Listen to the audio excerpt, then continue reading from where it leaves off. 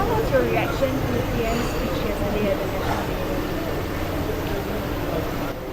Now, the Prime Minister, in his National Day speech, mentioned several measures that will help the people in various ways. Partly to offset the cost of living, partly to have making HDB affordable. So those are good measures, and I want to, on behalf of people, thank the Prime Minister and the government for these measures. But in doing all these things, there are different things to look at. For example, the Prime Minister introduced the modular package. The modular package is good for the people in that age group. But the people outside the age group, they are not getting any help. And they are now suffering the impact of the current economic situation. So therefore, I would actually prefer the measure to be more comprehensive, to benefit everybody rather than just a target group. I know the Prime Minister think that he has taken care of the pioneer generation before, the Merdeka generation, and now it is a modular generation. Now it's a modular generation. But I certainly prefer, because of these current economic times, that we should actually help everybody, not just one segment. Of course, I think the Prime Minister has his reason, but my view is we should provide help to everybody. And the most important, I think, is the GST 1% increase that will come in 2024. I hope the Prime Minister will consider and the government will consider deferring that GST increase, because it will not bring down the cost of living, but it will not increase the cost of living. Every time you increase GST 1%, people will see the food prices go up in the hawker center and food court, go up 5%, 10%.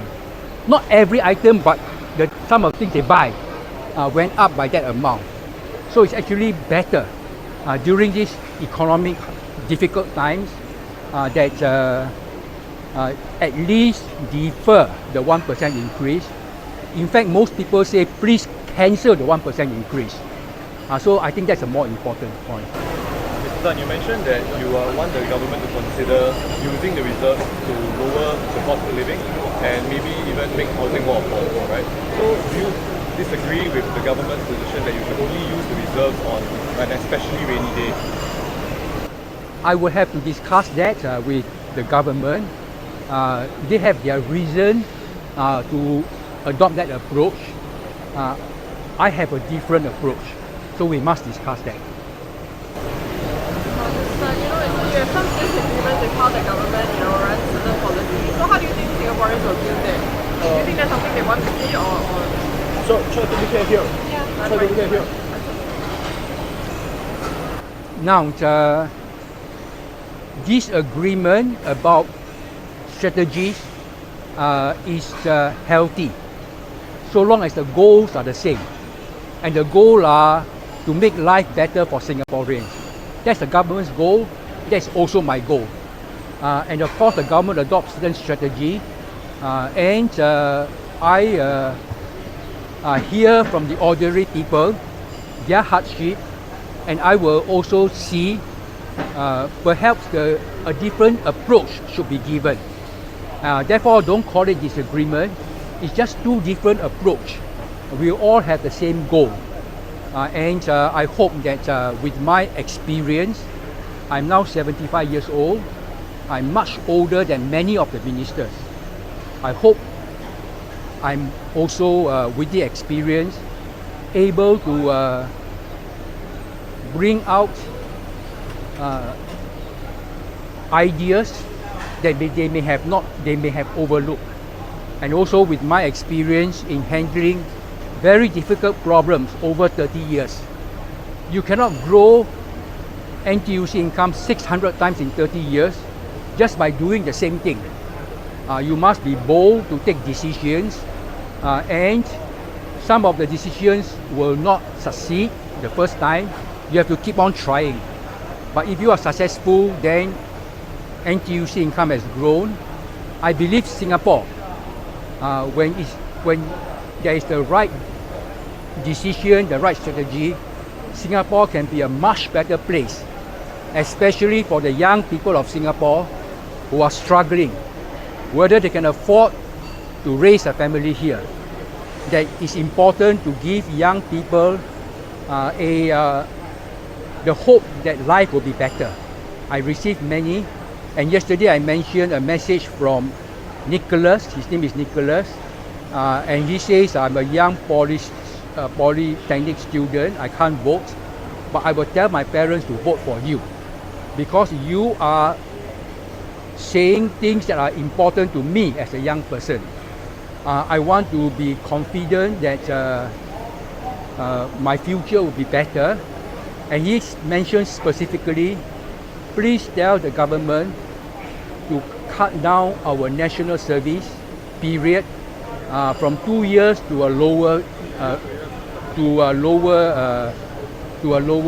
period. And I must also say, I have looked at national service in many other countries. Very few need 2 years. Most need 1 year or even shorter. And Nicholas also say, Mr. Tan, I thank you because you asked the government to pay a better allowance. As a young person, I need the money. And I cannot afford to spend 2 years on national service because that affects my career. So these are the voices of young people, and I hope that the young people will help to spread this to their friends. And if they agree that this is important to them, the young people, please vote for me. Mr. Tan, speaking of young people in social media, over the weekend on a platform called TikTok, there was a video that went a bit viral about Facebook posts that you made commenting on pretty girls in buses and in bakeries and stuff. Can you get your response to that? Some of the commenters are a bit concerned. That Facebook post gone through, if I add them all together, probably 1 million people. Probably 1 million people, because it's several posts over a long time. Most of the people says it is quite light, it's quite enjoyable. That's how I build my people to be interested. There will be a few people who feel uncomfortable, but that is a very small minority. That's a very small minority. Majority actually find that to be quite okay, quite fun. Now I also want to say, besides these posts, I have many other posts that bring in that reach 100,000 people, 500,000 people. And the posts that I have that reach 100, 200,000 people are simple posts, like I went to the food center and this is what I bought, my fishball noodle soup, and it reached 100,000 people. Some of the people pass nasty comment. How can this thing you want to post in your Facebook? And I say, please leave it to me. If you don't like what I post, please stay out. Don't make very rude remarks. And some of the people actually do it because they are malicious. They just want to make me look bad. And I think that's no good, not necessary. So I ignore malicious people who are out to create trouble for me. So long as the majority of the people find that those are quite harmless. Some people will be malicious.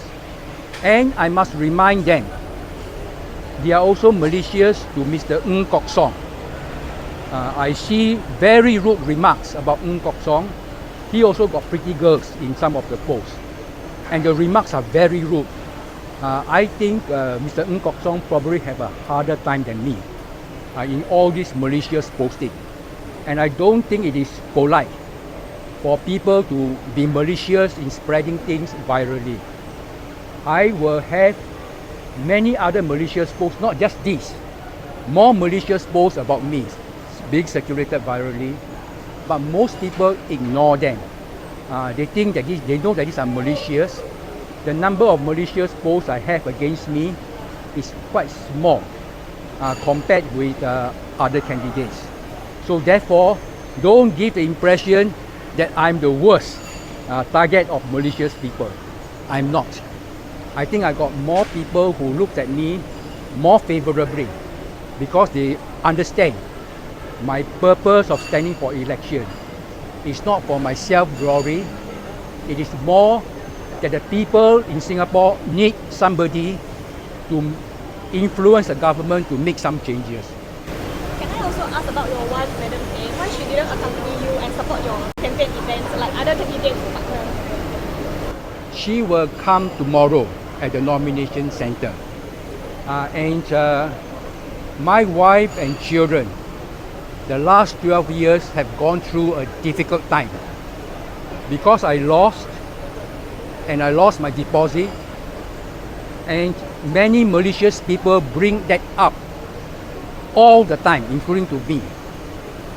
They had a difficult time. I had a difficult time, but I'm strong. They are also strong, but not as strong as me. They had a difficult time. They prefer that I do not stand.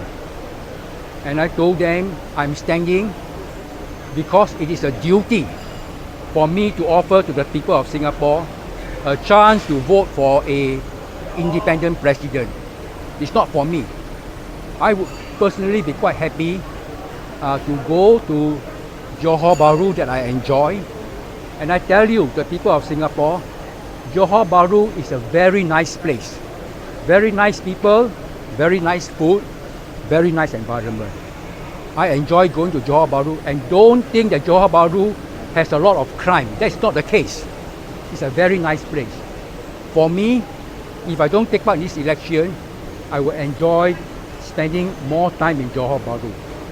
I also enjoy spending time in Singapore, but I can't be in Singapore all the time. So I would be quite happy to be in Johor Bahru. So back to your question, my family of course prefer that I don't stand. But I told them I have to stand, not because of any reason, but because I think the country needs a chance to vote for an independent president. And if the voters think no need, then they don't elect me. That's okay. I'll be quite happy continuing my retired life. So my family finally decided that they will give me their full support in this. So you're going to see them tomorrow at the nomination center. I still prefer that they don't participate in my actual campaigning because it's very stressful. It's very stressful. So for people who want to make fun of me in malicious posts and so on, please don't. You might think it is fun to make people look bad. Not just me, also to the other candidates. Please don't. Don't be malicious. This is serious. We are offering to the people of Singapore a choice. It's very serious.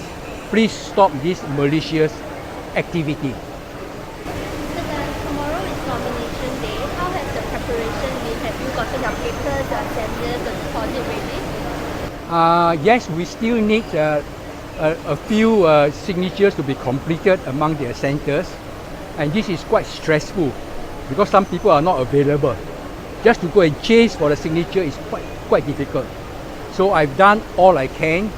There are only a few signatures remaining to be collected. So this Thursday will be the first presidential candidate broadcast. Can you tell us what message are you going to deliver? Tonight, I'm going to get a briefing about the presidential election broadcast. And my message is consistent. Singapore should elect a president that is independent of the current government. Not to confront the government, but to give a different perspective. And the goals are the same. my goals are the same as the government. How to make life better for Singapore. And also the 3 sub-goals. Curbing inflation, reducing the cost of living, making housing affordable, making jobs secure. Those will be my message, and I will want to emphasize that message in the national broadcast. Can you say a few words in Mandarin?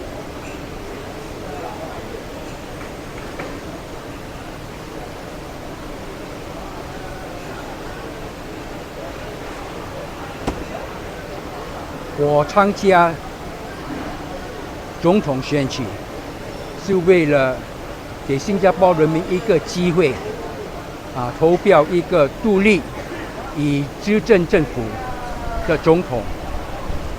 如果我当选，我希望用我的总统的用总统的权利会影响政府的政策，会给新加坡人民更美好的生活。我的目的是要降低生活成本，给房屋可以付得起，和给人民找工作会有稳定和有一高薪水的这个是我的目的，谢谢。